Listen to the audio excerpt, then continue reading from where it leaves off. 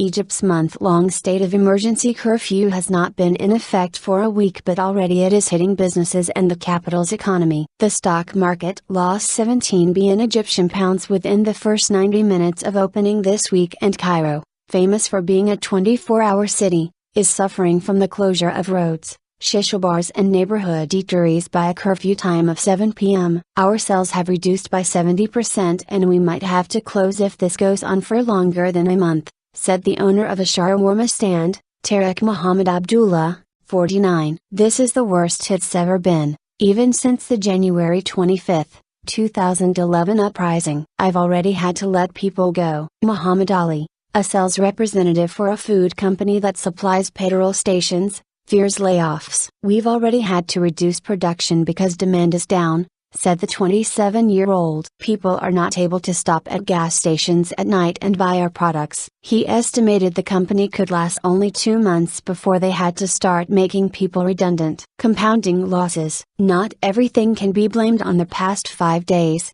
Things really started to get rough after the June 30th protests that toppled President Mohamed Morsi. Political instability has since turned to widespread violence, culminating in one of the bloodiest weeks in the country's history and the declaration of a month-long state of emergency. Egypt is a country accustomed to living under curfews, ones people typically ignore. But this one, with security forces mandated to shoot anyone deemed to be a threat to state institutions, is different. Our operation has been reduced by 80%, said Mohammed Saber, 35, manager of a currency exchange in Nasser City, not far from where a huge pro-Morsi sit-in was violently cleared on Wednesday. It's been bad since June 30th, but these past 4 days have been significantly worse, said Saber. He said that people were selling US dollars but fewer were buying it. Local businesses typically pay for imported products with US currency, and fewer people buying dollars is a signal of a drop in imports and a drop in business. Ibrahim El-Asawi,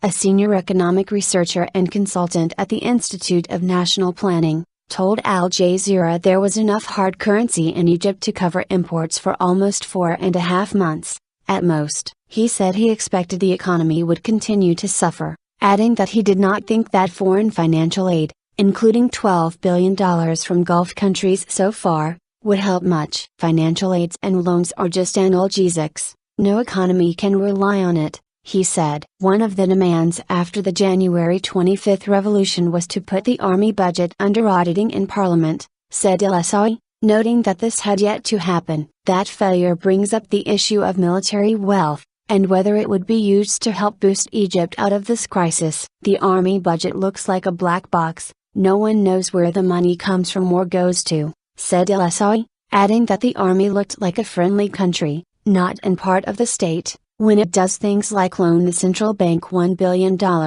as it did in 2011. The political factor. The economic problems are inevitably linked to the political and security situations. I don't think the economic situation will move forward unless the political situation moves forward first, said Tareq Salim, an economist at the American University in Cairo. He said Egypt was in a transitional phase, during which instability meant that businesses are halting production, multinationals are halting operations in Egypt, and tourism is down. This will be temporary, but how temporary is temporary? 1 month, 6 months, a year? Asked Salim. However, he believed that in the long run, this crisis would have a positive effect on Egypt, fostering a more nationalistic attitude toward domestic investment. People will be willing to take risks. On more labor-intensive rather than capital-intensive investments within Egypt, said Salim, adding that focusing on labor would also quell or at least minimize protests and strikes. But for the time being,